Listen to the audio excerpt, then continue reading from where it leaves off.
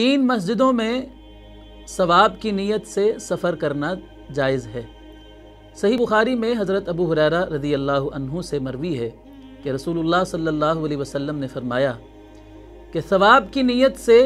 سفر کر کے جانا صرف 3 مسجدوں کے لیے جائز ہے: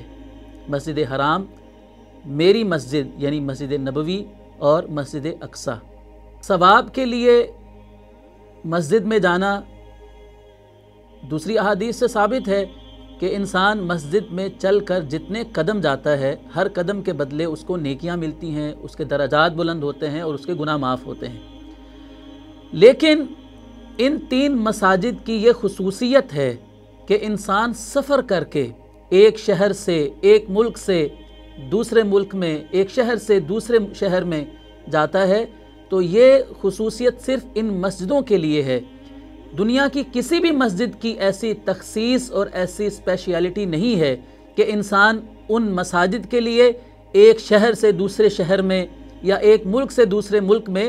صرف اس وجہ سے سفر کرے کہ فلاں مسجد کی کوئی خاص بات ہے، میں وہاں پر نماز پڑھنے کے لیے جاؤں گا تو مجھے اس مسجد کی خصوصیت کی وجہ سے زیادہ ثواب ملے گا، تو ایسی کوئی بات نہیں ہے۔ جب سفر کر کے ثواب کی نیت سے کسی مسجد میں جانا جائز نہیں ہے، تو مسجد کے علاوہ جو باقی جگہیں ہیں جیسے قبریں ہیں، مزار ہیں، آستانے ہیں